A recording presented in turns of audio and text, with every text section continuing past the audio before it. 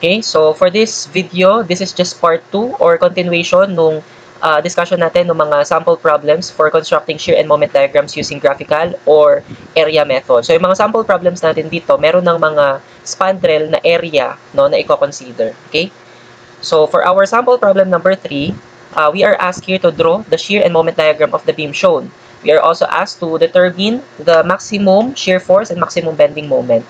Okay? So, para dito sa beam na to, again, to construct its shear and moment diagram, graphical method yung gagamitin natin. So, ang unang step talaga natin ay isolve yung reaction dun sa supports. No? So, pinakita na yung mga reactions dito. Meron tayong reaction at A. Ito yon yung RA. At saka reaction at B. Ito, let's say yon yung R sa B. Okay, so to solve these two reactions, kailangan natin gumamit ng equilibrium equation. So, since yan ay dalawang vertical na reaction, ang una talaga natin gagamitin ay summation ng moment. Ngayon, saan tayo magmo-moment? Let's say, mag-moment na lang tayo dito kay point A. So, taking moment about point A equal to 0. So, clockwise ang positive. So, yung RA, wala yan moment kay point A. Okay, ngayon, itong triangular load natin, okay, kunin natin yung kanyang equivalent point load. So, para sa kanyang equivalent point load, yan ay located, let's say, somewhere here. And then, yung magnitude nito ay area lang nung triangular load. So, ang area ng triangle ay base times height or 1/2 base times height. Ang base niya ay 3 at ang height niya ay 10. So, yan ay 1/2 lang ng 3 times 10. So, ilan yan? 30 divided by 215. So, ito ay 15 kilopound. Okay, ngayon, ano yung location niyang 15 kilopound equivalent point load na yan? So, mula dito sa mas maikling side, ito ay L over 3. Wherein yung L niya is yung 3 feet. So, 3 over 3, yun ay 1 foot. And then, dito naman sa mas mahaba, ito ay 2L over 3. Ang L ay 3, so 2L over 3. 2 times 3 over 3. So, ito naman ay 2 feet. Okay? Sige. So, include natin ngayon yan sa summation ng moment. Yung 15 kilopound, okay, na point load, okay, ang kanyang moment arm about point A ay ito, yung 1 foot. So, times 1. Tapos, ang ikot niya about point A ay clockwise, so positive. Okay, tapos yung R sub B naman, okay, ang moment arm ni R sub B about point A ay itong 4 plus 3, so 7. And then, ang ikot niya ay counterclockwise, so yan ay negative. And then, yung 15 kilopound, okay, yung nasa dulo, okay, ang kanyang moment arm about point A ay 2 plus 4 plus 3. So, ilan yun? 9. And then, ang ikot niya ay clockwise, so positive. Okay, so equate natin to sa 0, so pwede natin maibigay yung R sub B. So, solving for R sub B, calculator natin. So, yan ay 15 times 1 minus yung R sub B, alpha x times 7. Okay, plus 15 times 9. Okay, alpha equal 0. Shift solve natin. So, ang lalabas ay 21.42857. Okay, kilopound.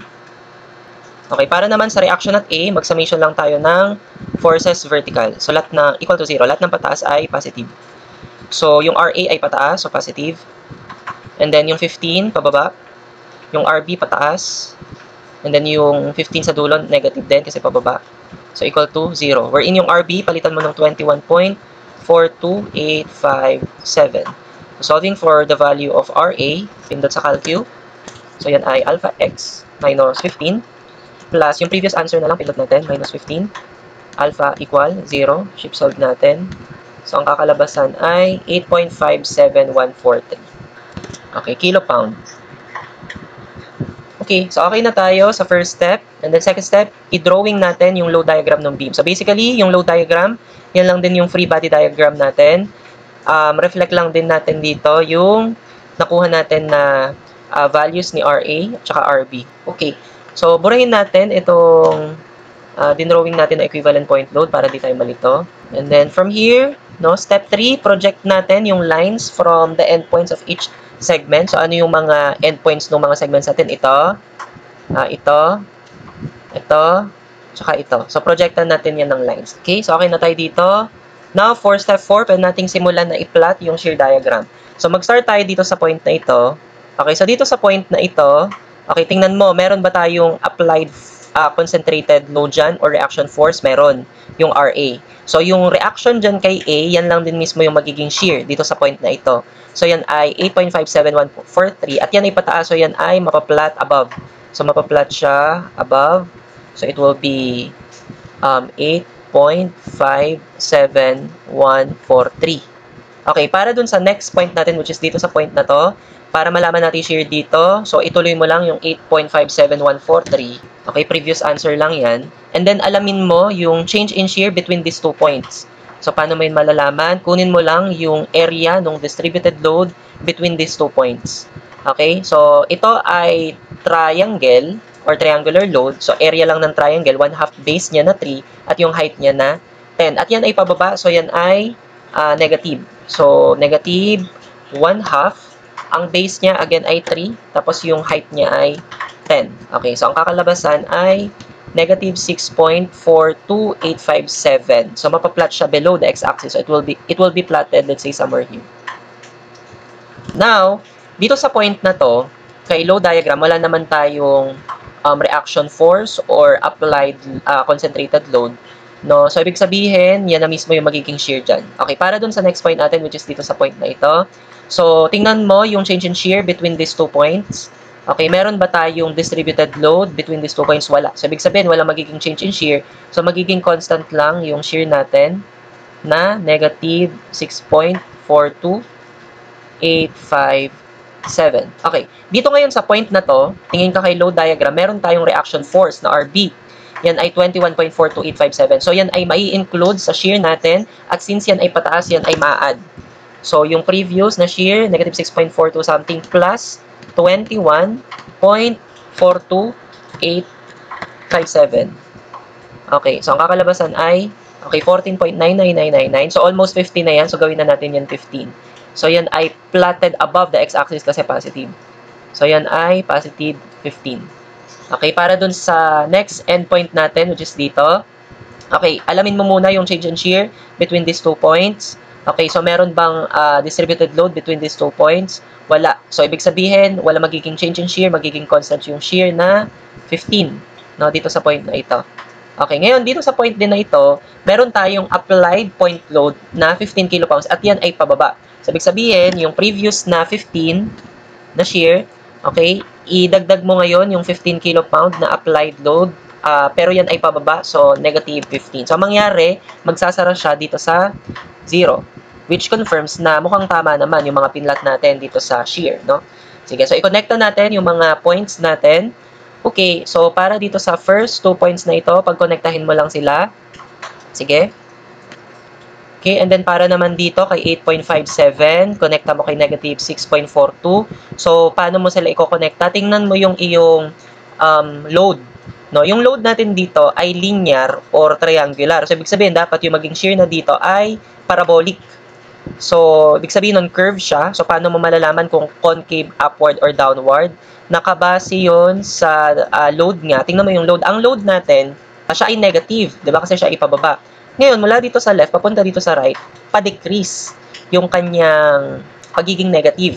So, kung pa-decrease yung kanyang pagiging negative, no, kung ikaw may nararamdaman ka negative, tapos nababawasan yung negative, so, ibig sabihin, mapapa-smile ka. So, sasaya ka, diba? So, dapat pa-smile yung curve natin. So, yan ay concave upward. Okay, para dun sa next points natin, ito naman constant. So, ibig sabihin, makukonekta lang ito ng horizontal na straight line. Okay, and then from negative 6.42, umangat siya sa 15. So, pag-connectahin lang natin. And then dito, constant naman yung 15. So, i-connecta mo lang ito ng horizontal na straight line. Okay, and then ito, from 15, sasara siya dito sa 0. Okay, so ito na yung shear diagram natin. Okay, shadean na lang natin. Okay na tayo sa shear diagram. So, pwede na tayo mag-proceed sa ating moment diagram.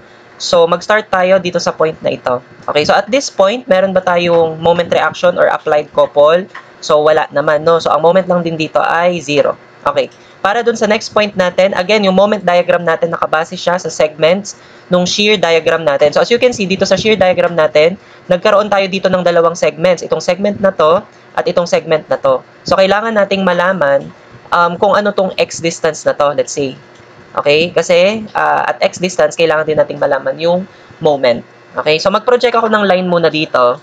No? Kasi kailangan natin kunin yung moment dyan sa point na yan. Ngayon, paano natin makukuha itong value ng x na to? Okay, so to determine itong value ng x na ito, okay, pwede tayo mag-consider dito ng proportionality ng parabolic spandrel. So, parabolic spandrel yung mabubuo dito, di ba?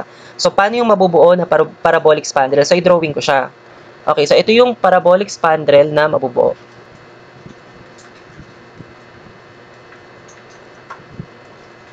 Ayan. So, ito ay parabolic spandrel kasi meron tong vertex. Nasaan yung vertex nito? Ang vertex nito is kung nasan yung zero loading. Di ba nandito yung zero loading?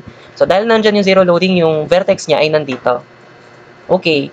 So, ngayon, para dito sa spandrel na ito, okay, ano yung magiging kasimilar niya na spandrel? Baka maisip mo ha, na yung kasimilar spandrel niya is itong spandrel na to or mukhang spandrel na ito. Class, hindi ito spandrel. Bakit? Kasi hindi naman siya vertex, hindi naman to vertex. So, hindi siya nanggaling sa vertex, therefore, hindi siya spandrel. So, ano yung magiging kasimilar na spandrel na ito? Ang magiging kasimilar niya na spandrel is itong malit na spandrel na to. Okay, itong naka-yellow na to. Okay, so itong naka-yellow na to, bakit siya naging spandrel? Kasi galing siya dito sa vertex. Tama? O, sige. Ngayon, ilagay natin yung mga dimension, no, nung mga spandrel na yan, no? Sige, para muna dun sa nakapula na spandrel. Alamin mo kung ano yung kanyang base. Ang base niya is, ito, yung buo na to. So, yan ay 3 feet. Tapos yung height niya naman, di ba yung height niya will be ito, yung 8.57 something. Tapos ito naman, yung 6.42 something. So, i-add mo lang yung dalawa na yan. No? So, kumbaga, i-disregard mo lang yung negative sign dito kay negative 6.42. So, i-add mo lang yung 8.57143 at saka yung 6.42857. Okay. So, add lang natin yun ay 8.57143 plus 6.42857. So, yan ay 15. So, yan ngayon yung height nung malaking spandrel natin. Okay. Para naman dito sa maliit na spandrel, ano naman yung kanyang base? Okay, so yung base niya ngayon, okay, take note, di ba, x to. Okay, take note, x to. Okay, di ba itong buo na to, di ba yan ay 3 feet. So, ibig sabihin, ito ay 3 minus x. So, ibig sabihin, yun yung base nung maliit na spandrel. So, yun ay 3 minus x. Sulat natin. So, siya ay 3 minus x. Okay, ngayon, ano yung height niya? Okay, yung height nung maliit na spandrel natin na to is ito lang, yung 6.42857. Okay, so yun yung kanyang height. Sige, sulat natin dito. 6.42857. So, considering yung mga dimensions nga na yan, so, yung proportionality ng parabolic spandrel, kung naalala mo dun sa diniscuss natin, okay, so, yung base niya dapat naka-square. Okay, take note of that. Yun yung kaibahan niya sa proportionality ng triangle. Dapat yung base dito naka-square. Okay, so paano yun? So, ang gawin na lang natin na ratio ay base over height. Okay, since yung unknown kasi natin nasa base, no? Pero take note, yung base ay naka-square. So, para muna, let's say, dun sa malaking spandrel, so yung malaking spandrel natin, yan yung nakapula. So, yung base niya ay 3. Pero again, ang rule, dapat naka-square siya. Over yung height niya na 15. So, yan ay proportion or equal sa base square over height nung maliit na spandrel. So, yung naka-yellow na spandrel, ang kanyang base ay 3 minus x. Pero again, dapat yan ay naka-square. Over. Okay, yung kanyang height. Ang height niya is yung 6.42857. So, pwede nating isolve dito yung value ni x. Sige, so, ipindot natin ito sa calculator. So, ito ay 3 square over 15. Okay, alpha equal. And then yan ay 3 minus alpha x square over 6.42857. So, shift solve natin. Okay, so ang lalabas na sagot ay 4.96396. O class, by the way. Okay, ito kasing x dito, di ba naka-square siya? So, ibig sabihin quadratic yan. At kapag quadratic, di ba dalawa yung possible values nung x? No? Ngayon, check mo, ito bang nakuha natin mula dun sa shinip solve? Okay, na value ni x ay logical. No? Check mo ha. 'Di ba yung buo na to, 3 feet. Tapos yung x ay ito. Tapos yung x na nakuha natin, lumagpas sa 3 kasi 4.96 something. So, hindi siya logical.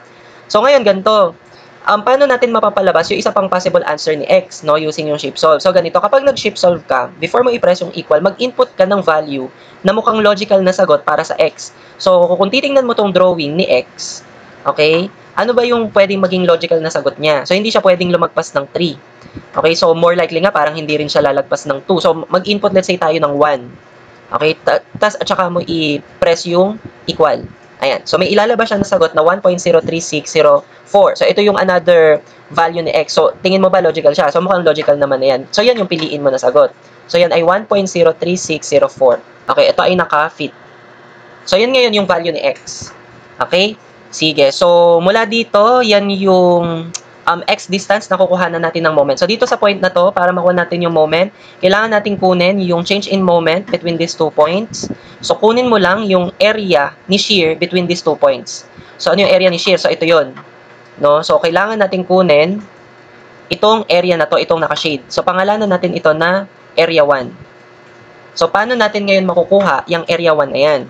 Okay, so gamitin mo ngayon yung mga relationship ng mga spandrel natin. Okay, tingnan mo to. Sa pagkuha ng area 1, okay, pwede mong i-consider dyan itong malaking spandrel, yung nakapula. Okay? So, kapag kinuha mo yung area nitong malaking spandrel, which is yung nakapula, tapos sinubtract mo itong spandrel na naka-yellow, yan yung maliit na spandrel, tapos sinubtract mo itong rectangle na ito, no, makukuha mo itong naka-shade, which is yung area 1. O, yun yung gawin mo. Sige, so i-drawing ko yun.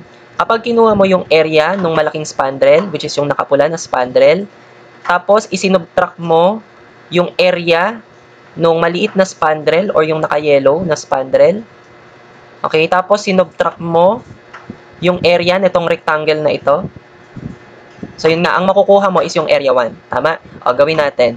So, para sa area ng parabolic spandrel, yun ay 1/3 base times height. So, para dun sa nakapula na spandrel, ang base niya ay yung 3. And then, yung height niya is yung 15. Okay, minus, para dun sa naka-yellow na spandrel, 1/3 base times height. Ang base niya is 3 minus x. So, 3. Tapos, substitute natin yung x na nakuha natin kanina, 1.03604. So, this is times yung height na 6.42857. Okay. Minus yung area nung rectangle. So, ano ba yung area nung rectangle? So, ang base nung rectangle is yung x. Okay?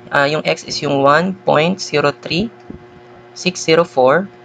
And then, yung kanyang height is yung 6.42857. Okay. So, solving for area 1. Sige, pindot natin sa calculator. So, this is 1/3 times 3 times 15 minus 1/3 of 3 minus 1.03604, okay, times 6.42857. Okay, minus 1.03604 times 6.42857. Okay, press equal natin. So, ito ay 4.13126. Yan ngayon yung change in moment between these 2 points. At yan ay positive, so mapaplot siya above, no? So, let's say mga banda siya dito. So, this is 4.13126. Okay, para dito sa next point natin, so alamin natin yung change in moment between these 2 points. So, paano mo yun malalaman? Okay, kailangan mong kunin yung area nitong naka-shade na ito. Okay? So, pangalanan natin yan na area 2. So, this shaded area, so this is area 2. So, paano natin makukuha yung area 2 na yan? So, i-consider mo tong rectangle na to. So, itong rectangle na to, ang base niya ay 3 minus x. Tapos, yung height niya is yung 6.42857. Tapos, ang gawin mo, isubtract mo sa kanya itong maliit na spandrel. Itong naka-yellow na ito.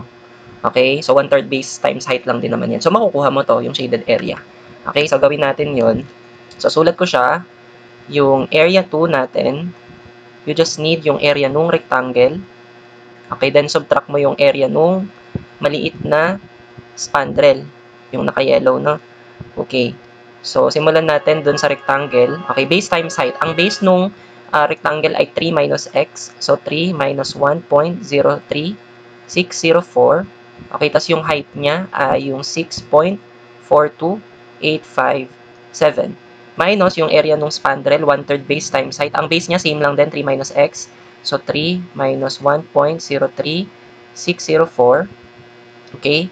And then, multiplied by 6.42857. Yun yung kanyang height. Okay. So, solving for area 2. Pwede mo naman tong ipindot ng buo, no? Pero mapapansin mo kasi, pwede nating i-factor out yung base times height. Kasi pareho lang sila ng base at saka height. So, pwede nating sabihin na yan ay 1. Okay, yan ay 1 minus 1/3. Okay. So, kumbaga, finactor out natin yung 3 minus 1.03604. Okay, times 6.42857. 8.42857. Okay, kung di mo na-guess kung paano pinactor out, pwede mo ipindot naman yan ng buo.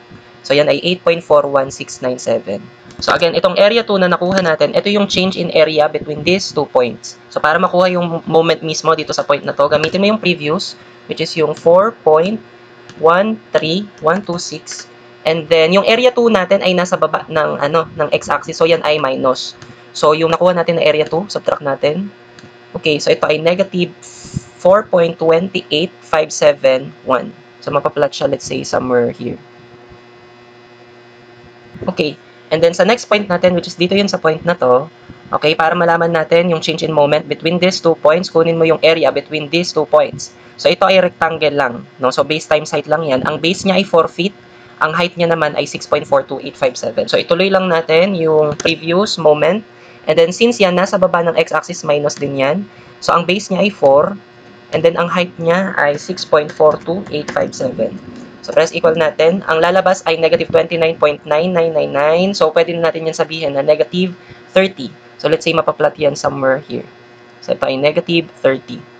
And then, para dito sa last point natin, okay, to know the change in moment between these 2 points, kunin mo lang yung area between these 2 points dun sa shear.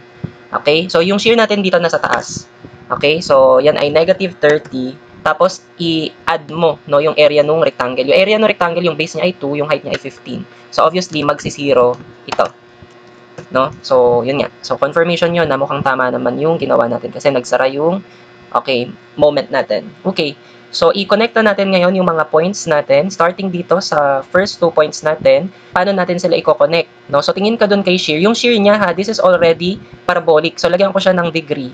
No, ito ay second degree curve na. So, parabolic yan. So, ibig sabihin, dito kay moment, dapat cubic curve na siya. So, ibig sabihin, curve din pa din talaga siya. No, ngayon, saan mo ibabase kung siya ay concave upward or downward? Since yung shear natin, siya ay sloping down. Okay? So, yan ay sad. So, yan ay concave downward. Okay? So, pag ganito siya. Okay? Now, ganun din sa next segment natin, ito. So, cubic din yung magiging curve natin dito at sloping down yung shear. So, ito ay concave downward. Ayan. And then, yung next 2 points natin, dahil ang shear niya naman ay constant, so ito, linear lang ito. I-connecta mo lang siya ng straight line. And then, from negative 30 to 0, again, constant lang yung shear. So, ito ay straight line lang din. Okay, so to complete our moment diagram, shadean lang natin. Okay, and then, itong mga naka-curve natin dito sa diagram, lagyan natin kung ilang degree na curve yan. So, ito ay cubic na, no? So, 3rd degree curve na to. So, then, 3rd degree curve. Okay, so ito ay parehong 2nd degree curve. Tsaka itong isa, no? Okay, so another na pinapagawa sa atin, no? Pinapadetermine yung maximum shear force. So base dito sa ating, okay, for sample problem number 4, we are asked to draw the shear and moment diagram of the beam shown. We are also asked to determine the maximum shear force and maximum bending moment. Okay, so ito yung beam natin. So ito ay simply supported beam. And then meron siyang kinikerry na trapezoidal, no, na distributed load dito. Okay? And then may kinikerry din siya na concentrated load. Okay? So, gawin natin ito, no, drawing natin yung shear and moment diagram niya, gamitan natin ito ng area method. So, ang first step natin talaga dito ay isolve yung reactions dito sa supports. No? So, dito kay A, ito ay normal force, yung reaction niya, no, kasi roller ito. So, lagyan lang natin ito, let's say, ng R sub A. Okay? Reaction at A. And then dito naman kay B, hinge ito, no? So meron tong dalawa na reaction, isang horizontal at vertical. Pero yung horizontal reaction niya, magzi-zero lang ito kasi wala namang iba pang horizontal na force or applied force or reaction na force, no? So ang meron lang dito na reaction ay vertical. So pangalanan na lang natin ito na R sub B. Okay, so isosolve natin yung dalawang reaction forces na yan. Gamitan mo lang ng dalawang equilibrium equations natin. Okay, so since dalawang vertical forces na unknown yan, so ang una talaga nating gagamitin ay summation ng moment. Okay, so summation ng moment, mag-moment na lang tayo kay point A. Okay, equal to 0. Lahat ng clockwise ay positive. Okay, so yung RA, wala siyang moment kay A. Okay, ngayon, itong trapezoidal load natin, okay, ang kailangan mong gawin dyan ay hatiin. No? Hatiin siya into one rectangle and triangle. Okay, and then kunin mo yung equivalent point load nung rectangle tsaka nung triangle. Unahin natin yung para sa rectangle. So, para dito sa rectangle na nasa baba, okay, ang kanyang resultant load or equivalent point load ay nasa gitna niya. Okay, and then, ang magnitude niya ay area lang ng rectangle. So, ang area ng rectangle ay base times height. So, ang base nito ay 4, ang height niya ay 6. So, idiretso ko na siya ay 24 kilonewton. Okay. Yung position niya, again, yan ay nasa gitna lang ng 4 meters. So, siya ay 2 meters dito. 2 meters din siya dito sa kabila. Okay. Ngayon, para naman dun sa triangle, okay, kunin natin yung kanyang equivalent point load or resultant load na, let's say, mga banda dito. So, yung magnitude nito, will just be area ng triangle, which is 1/2 base times height. Ang base ng triangle ay 4. Ngayon, ano yung height niya? O, class, yung height niya hindi 14 ha, kasi yung 14 is yung buo na to. Ang kailangan mo lang na height ay ito. No? So, bali yan ay 14, tapos isubtract mo tong 6. So, yan ay 8, no? Kilonewton per meter. O, ngayon, area ng ng triangle. Ang area ng triangle, 1/2 base. Ang base niya ay 4. And then, ang height niya ay 8. So, ilan yan? 32 divided by 2, 16. So, yung magnitude ng equivalent point load na to ay 16 kilonewton. At ang location niya, kapag sinukat mula dito sa mas mahabang side, ito ay 2/3 ng L. Okay, wherein yung L ay 4. So, 2/3 ng L. 2/3 ng L. So, 2 times L, which is 4. So, 8/3. So, yung distance na to ay 8/3. 2L. Ang L ay 4. So, 2 times 4/3. So, 8/3. Okay? Sige. So, pwede na natin yan i-include sa summation ng moment. Unahin natin yung 24 kilonewton. Okay, na equivalent point load. Ang moment arm niya about A is yung 2 meters. Tapos ang ikot niya about A ay clockwise, so positive. And then yung 16 na kilonewton na equivalent point load, ang moment arm niya naman is yung 8/3. Tapos ang moment niya or ikot niya ay clockwise, so positive din. And then yung 10 kilonewton force natin, ang moment arm niya about A ay 3 plus 4, so 7. Ang ikot niya naman ay clockwise, so positive. And then yung RB, ang moment arm niya about point A ay 3 plus 3 plus 4. Ilan yan? 10. Okay, tas ang ikot niya, counterclockwise, so yan ay negative. Okay, so solve natin yung reaction at B. Okay, ipindot lang natin to sa calculator. Okay, so this is 24 times 2 plus 16 times 8/3. Okay, plus 10 times 7. Okay, minus yung RB natin is, let's say, alpha x times 10. Okay, alpha equal 0. Shift solve. Ang lalabas ay 16.06667. Okay, so ito ay naka-kilonewton. Okay, to solve for the RA naman, summation lang ito ng forces vertical. Okay, equal to 0. Lahat ng pataas ay positive. RA pataas, so positive. Si 24 pababa, negative. Si 16 pababa, negative. Si 10 pababa, negative. And then yung RB natin, okay, yan ay pataas, so positive. So yung RB, may value na tayo niya na 16.06667. So, we can solve for the value of RA. So, yan ay alpha x minus 24 minus 16 minus 10 plus yung RB natin na 16 point something. Yan yung previous answer lang din. So, alpha equal 0. Shift solve natin. Yan ngayon ay 33.93333. Okay, this is also in kilonewton. Okay, so tapos na tayo sa reaction. So, ang next na gagawin natin ay i-drawing yung load diagram. So, actually, ito na yung load diagram. I-reflect lang natin dito yung mga nakuha nating reactions. Okay, tapos burahin lang din natin yung mga dinrawing natin na equivalent point loads para hindi tayo malito. Okay, ang next natin ngayong gawin, i-project natin or mag-project tayo ng lines from the endpoints of each segment natin. So, yung mga endpoints ng segment ng beams natin ay dito sa point na to, dito sa point na to, dito sa point na to, at dito sa point na to. Okay, so ang next na gagawin natin ngayon, pwede na natin simulan yung ating shear diagram. So, starting here at this point. So, dito sa point na to, tingnan mo kung meron bang applied na concentrated load or reaction force. No? So, tingin ka dun kay load diagram. So, dito kay point A, meron tayong reaction. No? So, ibig sabihin, at this point, yung reaction na 33.93333 kilonewton, yan ngayon yung magiging shear force dito. At yan ay upward. So, ibig sabihin, positive yan. So, it will be plotted above the x-axis. So, let's say, plot natin siya somewhere here. So, this is 33.93333. Okay. Para dun sa next point natin, which is at this point, so, para malaman mo yung shear dito, so of course, itutuloy mo lang yung 33.93333, and then alamin mo yung change in shear between these 2 points. Okay? So, paano mo yun malalaman? Tingnan mo yung area ng distributed loading natin between these 2 points. Okay? So, ito naman, trapezoid. Ito, actually, ang area natin for trapezoid, okay? Yan ay parang area lang din ng triangle, which is 1/2 base. And then, since dalawa yung height niya, yan ay height 1 plus height 2. Okay, yan yung area ha ng trapezoid. Okay, so gawin natin ito. So yung trapezoid natin, ang base niya naman ay 4 meters. Let's say yung height 1 niya is yung 6 kilonewton per meter. And then yung height 2 niya is yung 14. Okay, so ipindot natin sa calcu. Okay, so itong previous answer natin na to, okay, idagdag natin ngayon dyan yung change in shear, which in this case, dahil yung distributed load natin ay pababa, so yan ay mamaminus. So then, yung area nung trapezoid, which is 1/2, ang base niya ay, yung base niya 4 meters, and then yung height niya, yung height 1 ay 6, okay, plus yung height 2 na 14. Okay, ang sagot ngayon dito ay negative, okay, negative 6.06667. So, mapaplot yan, let's say, below the x-axis. So, let's say somewhere here. Negative 6.0667. Okay? And then, para dun sa next point natin, dito sa point na ito, so, alamin mo yung change in shear between these 2 points. Okay, so, walang magiging change in shear dyan kasi wala tayong distributed load between these 2 points. No? So, ibig sabihin, magiging constant lang yung negative 6.06667 natin. Okay? And then mula dito sa point na to, as you can see kay load diagram, merong applied concentrated load na 10 kN.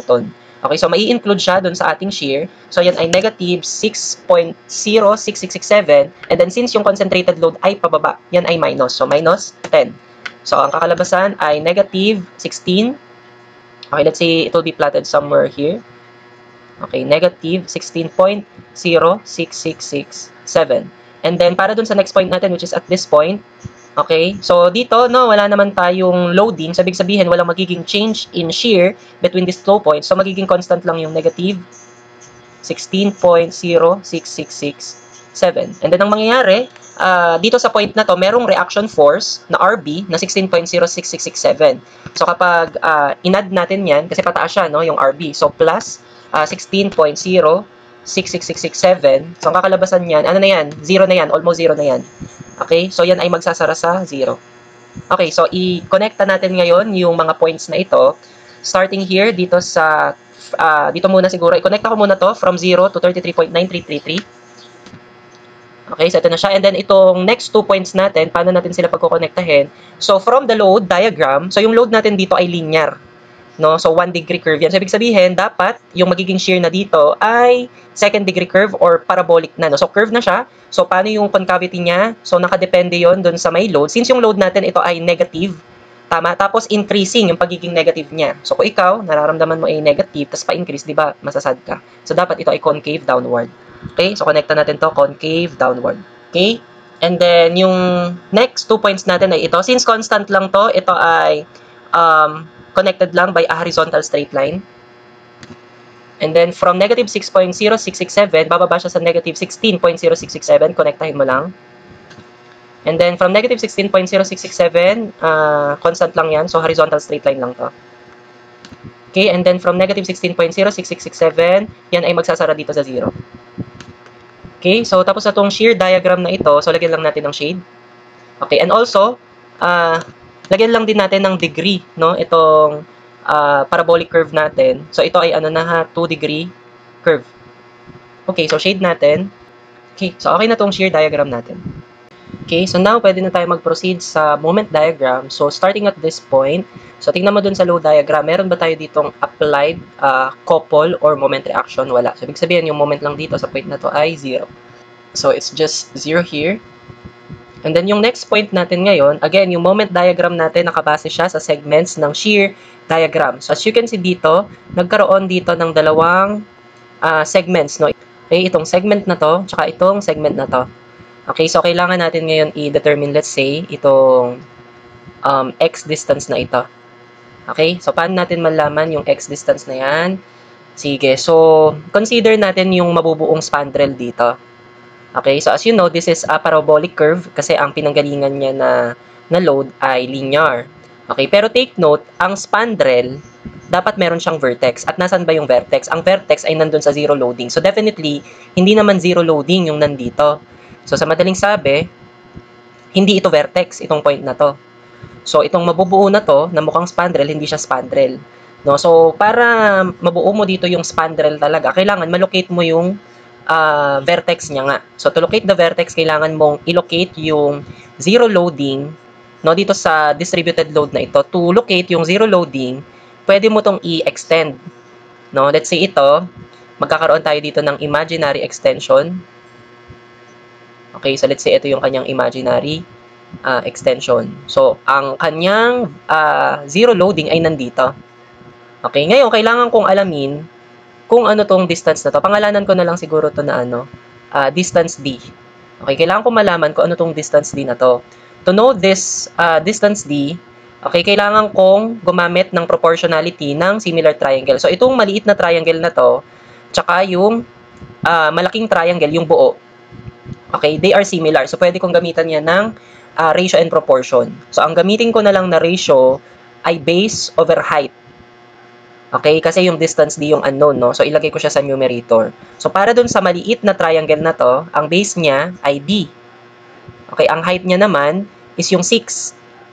Okay, equal to, or proportion yan sa height over base ng malaki na triangle. So, yung malaking triangle, yung kanyang base, bale, ay 4 plus D. No, yan yung kanyang buong base. 4 plus D. And then, yung height niya, okay, is ito, yung buong height na to, which is 14. So, yan ay 14. So, pwede nating ma-determine dito yung distance D na ito. So, ano tong distance D na ito? Pindot natin sa calcu. So, yan ay alpha x over 6. Alpha equal to 4 plus yung D na unknown over 14. So, shift solve natin ito. Okay, ang lalabas na x ay 3. So, siya ay 3 meters.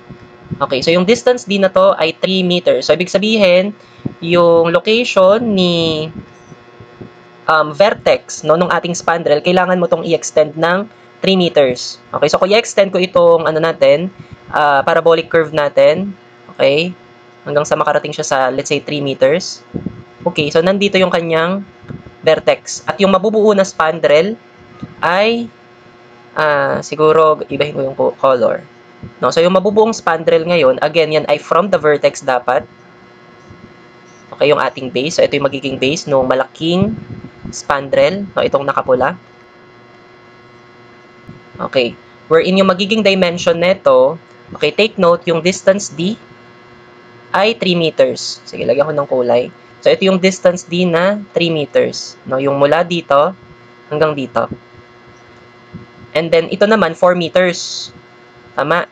Okay. So, ibig sabihin, yung base nung buong spandrel natin, yung nakapula, 7 meters.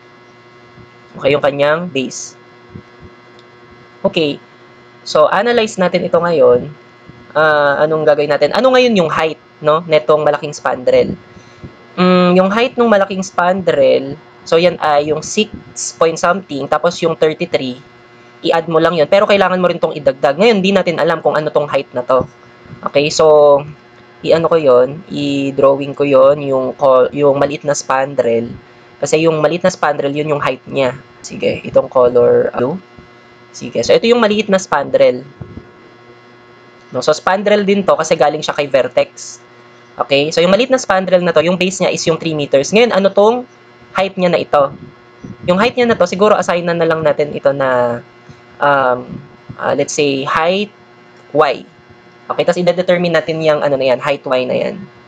Okay, sige. So, ibahin ko lang yung color para hindi masyadong nakakalito. Ayan. Ngayon, para malaman yung height y na yan, actually pwede tayong gumamit ng proportionality ng similar spandrels. So, ano yung similar spandrels natin dito? Itong naka-color blue na maliit na spandrel at saka yung naka-color red na malaking spandrel. Okay. Ngayon, yung maliit na spandrel, again, yung base niya is yung 3, yung height niya is yung y. Ngayon, yung malaking spandrel, yung base niya ay 7, yung height niya ngayon ay ito. So, ano ngayon yung height niya? Yung height niya na yan, okay, so kung pagsasama-samahin mo yung mga height, yan ay 33, ito muna, yung 6.0667 plus yung 33.9333, tapos idagdag mo yung y. So, yun yung kanyang height, no? Sige, pindot natin yun. Yung pagsamahin ko yung 6.0667. Okay, disregard mo yung negative sign na yan, ha? Yung height lang yung pinag-uusapan natin dyan. Plus yung 33.93333. Okay, tapos idadagdag ko lang yung y. So, yun ay 40, saktong 40, no? So, yung height ng malaking spandrel ay 40 plus yung y. Okay, ayan, gamitan natin ito ng proportionality. So, by proportionality ng dalawang similar na spandrels, ang rule natin doon, dapat yung base naka-square. No, let's say, ang gamitin na lang natin na ratio ay ano na lang, height over base. Pero again, yung base naka-square. No, since yung y naman kasi yung hinahanap natin, so ilagay natin siya sa numerator. So height over base. So height ng maliit muna na spandrel ay y, and then yung base niya is yung 3. Again, ang rule kapag proportionality ng parabolic spandrel, dapat naka-square yung base. Okay, yan ay proportion sa height over base square nung malaki naman na spandrel. So yung malaking spandrel, ang kanyang height ay 40 plus y. And then yung base niya naman is yung 7 meters. So pwede nating ma-solve dito yung value ni y. So solving for the value of y, okay, so yan ay alpha y, okay, I mean y yun, yung alpha x, okay, over 3 square is equal to yung kanyang height na 40 plus yung y, i-assign natin as alpha x over 7 square. Tapos shape solve natin, yung lalabas na value ay 9. Okay, so yung height pala na yun ay 9. Okay, so okay na tayo dun sa value ni y. So yun ay 9. Okay, ngayon, ano ba yung concern natin dito? Concern din natin palang makuha dito itong x distance na to. Paano ba natin makukuha itong x distance na to? So ganito, i-consider mo itong spandrel na nakaitim. Okay, meron akong spandrel na iitiman dito. Okay, spandrel siya kasi galing din siya sa vertex. Ayan, so nakikita mo to, yung nakaitim na spandrel na ito. Okay, so yung base nung spandrel na to is, ano ba yung base niya? Okay, ang base niya ay yung 3 plus yung x. Nakikita mo yan? 3 plus x ang kanyang base. Okay. Tapos, yung height niya naman, as you can see, yung kanyang height ay, ano yung height niya? Yan ay 33.9333 plus yung y. Tama? 33.9333 plus y, yung kanyang height. O, gamitin mo ngayon yung proportionality nitong naka-black na spandrel at saka itong naka-blue na spandrel. Pwede mong ma-determine yung value ni x. O, gawin natin. So, tuloy natin siya dito. Okay, unahin natin yung para dun sa maliit na spandrel or yung color blue na spandrel. Okay, ang gawitin nating proportionality dito ay base over height. No, since yung unknown natin ay nasa base. So, ang base nung maliit na spandrel ay 3. Pero again, ang rule, pag parabolic spandrel, yung base dapat naka-square. Over yung height niya. Ano yung height niya? Yung y. I-substitute ko na yung value ni y, which is yung 9. Equal ito sa base square over height nung black na spandrel. So, yung base nung black na spandrel ay 3 plus x. Again, naka-square ito. Over, ang base nung, or height nung black na spandrel is yung 33.93333 plus y. Pero yung y natin, ilagay na natin na siya ay plus 9. Okay, so pwede nating ma-solve dito yung value ni x. So, solving for the value of x, pindot natin sa calcu. So, ang base natin ay 3 square. And then, yung height natin ay 9. Okay, tas dito naman sa kabila, 3 plus x. And then, naka-square yan. Over 33.9333 plus 9. Okay, shift solve natin. Okay, ang lalabas na sagot ay 3.55235. O, take note, yung x natin, naka-square siya, so quadratic yan. So, kapag quadratic, no, yung equation, actually, dalawa yung x na pwedeng maging sagot. No? So, i-check mo kung alin yung magiging logical na sagot. Pero itong nakuha natin na sagot na 3.55235, mukhang logical naman siya na sagot para sa value ni x. No? Kasi yung buo na to, di ba 4 meters to, tapos yung nakuha nating x 3.55 something. So, mukhang logical naman. So, ito, try nating ipalabas yung isa pa niyang sagot para lang din ma-compare natin kung alin yung logical. So, kapag ganyan, no, ang isang possible na sagot ay negative answer. So, before mo siya i-shift solve, mag-input ka, let's say, ng negative 10 na sagot. Halimbawa lang, negative 10 or negative 20, negative 30, mga ganun, no? So, makikita mo, merong lalabas dito na negative 9.55235. So, ibig sabihin, ito pa yung isang possible answer. Pero, kung i-check mo, yung pagiging logical nitong sagot na to, hindi siya logical. Kasi negative 9 point something, no? So, ang piliin mo na sagot, again, pag sinip solve mo naman, kung gusto mo mapalabas ulit yung isa, mag-input ka ng, let's say, positive na, any positive number. O, yan na may lalabas. So, ito yung mukhang logical na sagot, 3.55235. So, yan yung gamitin natin. Okay, this is meters. Okay, so, yan ngayon, no, dyan tayo sa x distance na yan, kukuha ng moment, no. So, maglagay lang ako ng dito, line. Okay, sige. Okay, balik tayo ngayon sa concern natin. Again, yung moment dito sa point na to ay kailangan nating malaman. So, to know the change in moment between these 2 points, kailangan nating kunin yung area, no, dun sa shear between these 2 points. So, ano yung area na kailangan natin dito? Ito. Itong naka-shade na ito. No? So, pangalanan ko tong area ng naka-shade na area 1. Okay, so kailangan nating isolve ngayon yung area 1 na yan. Yun ngayon yung iisipin natin. Okay, paano mo makukuha itong area 1 na ito? So, let's say ganito. Ang gawin natin, consider natin tong spandrel na black. Okay, nakikita mo yon yung spandrel na black. Tapos, isubtract mo sa kanya itong spandrel na blue. So, ano yung matitira ito? Kaya lang, hindi naman yan yung kailangan natin. No, pero pwede mong magamit itong area na to, no, na kapag kinuha mo yung area nitong rectangle na to, okay, isubtract mo lang tong area na to. Makukuha mo yung naka-shade. So, yun muna. Siguro pangalanan ko tong area din na to na area, ano na lang, area A. So, kunin ko muna yung area A na yan. So, to get the area A, sige, dito tayo. Okay, kung kukunin ko si area A, okay, ang gagawin ko, kailangan kong kunin yung area nung black na spandrel, tapos isusubtract ko yung area nung maliit na blue na spandrel. Okay, makukuha ko yung area A. Okay? Sige. So, after kong makuha yan, yung area A, no, ang goal ko, makuha yung area 1. So, paano ko makukuha yung area 1? So, yung area 1, okay, it will just be yung area ng rectangle. Okay, kung nakikita mo tong rectangle na to, no, yan ay composed ni area 1 tsaka ni area A, yung rectangle na tinutukoy ko. I-subtract mo lang dyan yung area A. Kung i-drawing ko yung area A, ganito itsura ni area A. Okay, sa area A, ang itsura niya ay, paano yan? Okay, ganito itsura ni area A. Okay, so ito si area A. Ayan. So, kunin ko muna yon si area A, no? Sige, to get area A, kunin ko muna yung spandrel or area ng spandrel na nakaitim. So, 1/3 base times height lang yan. Ang base niya, nung black na spandrel is yung 3 plus x. So, ang x natin ay ito. So, idiretso ko na, no? 3 plus this x ay 6.55235. Okay, tapos yung height niya, okay, nung black na spandrel ay 33.933 plus y. Idiretso ko na, no, na yung y kasi 9 siya. So, ito ay 42.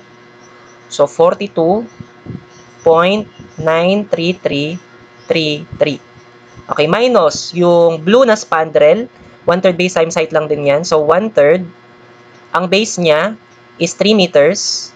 And then, yung height niya is yung nakuha natin na y, which is 9. Okay, o pwede kong makuha dito yung area A. Okay, solving for the area A, pindot ko sa calcu. This is 1/3 times 6.55235 times 42.93333 minus 1/3 ng 3 times 9. Okay, so yan ay 84.7710 77140. Okay, area A pa lang yan. So, kunin natin ngayon yung area 1. Again, yung area 1, yan yung naka-shade. No, yan yung kailangan natin. So, yung area lang ng rectangle na to. Yung rectangle na to, ang base niya is yung x. Wherein yung x is 3.55235. Tapos, yung height niya is yung 33.93333 plus y. So, yan ay yung 42.92333 nga, no? Okay, isusubtract ko ngayon sa kanya yung nakuha natin na area A. Okay, so makukuha ko ngayon si area 1. O, gawin natin. So, bali 3.55235 times 42.93333.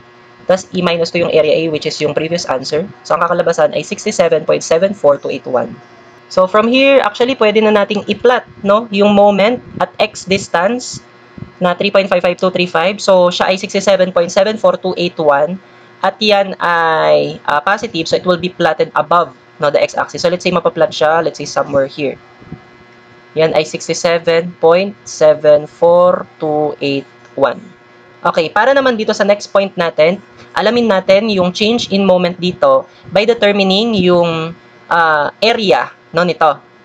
Okay, area nung maliit na ito. Okay, paano tong area na maliit na to? Pangalanan ko yung area na yan na kailangan natin as so lalagay dito na lang. Yan ay area 2.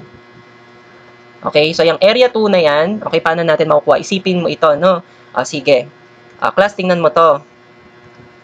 Pwede mong i-consider itong nakapula na spandrel. And then isubtract mo yung naka-black na spandrel. And then isubtract mo itong rectangle na ito. So, nakikita mo, di ba? Ang matitira na lang is yung area 2. O, yun yung gawin mo. So, isulat ko yun. So, again, ang area 2, yan ay equal lang sa yung pulang spandrel. Kunin mo siya. Yung malaki. Yung pinakamalaki na spandrel. And then, isubtract mo dito yung nakablock na spandrel. Okay? Yung nakablock na spandrel, isubtract mo. And then, isubtract mo yung rectangle. Okay? Sige, o, gawin natin. So, unahin ko yung para sa nakapula na spandrel. So, 1/3 base times height lang yan. 1/3. Ang base niya is yung 7 meters. And then, yung height niya is yung 40 plus y. So, palitan ko na yung y ng 9. So, yan ay 49. Okay, isubtract natin yung area nung block na spandrel. Okay, so yan ay 1/3. Ang base niya ay, ano yung base niya? Yung 3 plus x. So, ang 3 plus x, ang x ay 3.55235. So, idiretso ko na 6.55. 235. Tapos yung height. Yung height niya ay ito, yung 42.9333. Okay. And then, ito naman yung rectangle. So, itong rectangle naman, ano yung dimensions niya? Okay, ito yun na yung binabanggit ko na rectangle. Ang base neto, bale, ay ito. So, ano tong base niya na to? Kung ito ay x, so itong base niya na to, di ba yung total na to ay 4? So, minus x. So, ito ay 4 minus x, yung kanyang base. So, lagay ko siya dito, 4 minus x. Okay, yung base niya ay 4 minus yung x na 3.55235. Idiretso ko na siya dito. Okay, tapos, yung kanyang height, okay, yung height niya is ito, yung 32.9333 plus y, which is 42.93333 din yun. Okay, so yan ay 42.93333. Okay, ipindot natin to. Ang lalabas na area 2 ay, sige, pindot natin. So, starting with 1/3 ng 7 times 49 minus 1/3 ng 6.55235 times 42.93333. Okay, minus 4 minus 3.55235. Okay, times 42.93333. Okay, ang lalabas dito na area 2 ay 1.34283. Okay, yan ngayon yung ating area 2. So, ituloy natin yung previous moment, 67.74281. Okay, so itutuloy ko yung previous answer. Sige, pindot ko na lang yun. 67.74281.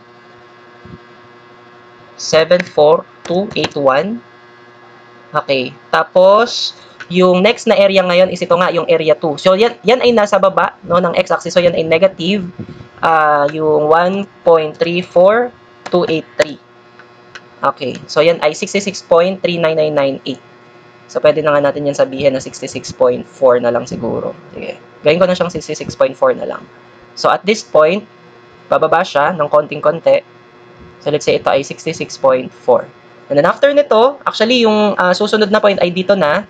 So, alamin mo lang yung change in moment between these 2 points. So, yan ay area lang nitong rectangle na ito. Yung rectangle na ito ay nasa baba. So, negative na yan, no? Sige, so tuloy natin. So, 66.4. Sige, yung previous answer na yan, minus yung area ng rectangle na ito. Ang base ng rectangle na to ay 3. And then, yung kanyang height ay yung 6.06667. So, 6.06667. Okay, press equal natin. Yan ngayon ay 48.2. Sabihin na lang natin na 48.2. So, bababa siya. Let's say, somewhere here. Yan ay 48.2 na lang. Okay, and then, para dito sa last point natin, okay, be mindful lang din ha, doon naman sa ano natin, low diagram, wala naman tayong mga applied couple or moment reaction. So, wala ring masasama na moment dito sa, applied couple or moment reaction dito sa moment diagram natin ha. So, dito na tayo sa last point. So, alamin natin yung change in moment dito, alamin mo lang yung area nitong shear na to. So, nasa baba din yan, so negative yan. Tapos, area lang yan ng rectangle. So, yung area ng rectangle na yan, ang base niya ay 3, ang height niya ay 16.06667. Okay, press equal natin, dapat mag-0 yan. So, as you can see, ito namang sagot na to ay, almost 0 na yan. No? So, hindi siya umeksakto talaga na 0, no? Kasi yung mga, mga ni-round off na natin, no? Sige, pero yan ay, na yan, 0.0000 something na yan, eh. So, approximately 0 na yan. So, magko-close na yan, no? So, that confirms na mukhang tama naman, no? Yung ginagawa natin dito sa moment. Okay, so this time, i-connecta natin yung mga points natin dito, starting with the first 2 points. Okay, so paano natin i-connecta from 0 papunta dito kay 67.74 to 81. Okay, so tingnan mo ngayon yung shear niya. Diba dito sa shear niya, ito ay parabolic curve. No, so ibig sabihin, pagdating dito kay moment, dapat cubic na yan, na curve. Okay, pero paano yung concavity niya? Since yung slope natin siya ay sloping down, so mula taas, siya ay pababa. Di ba ang mangyayari sa'yo, malulungkot ka. So concave downward yung curve dito. Okay? And then ganun lang din ito, itong kadugtong na ito. So cubic din yung mangyayaring curve sa atin dito. At since sloping down yan, concave downward tayo. And then yung next points natin, 66.4 to 48.2, yung shear niya naman constant, so ito linear lang to. So i-connecta mo lang ito by a straight line. Okay, and then from 48.2 to 0, so ganun din, ang shear niya ay constant. So ang magiging moment lang dito ay, ito ay linear. Okay, so i-connecta mo lang ng straight line. Okay, just to complete yung moment diagram natin, shadean natin siya.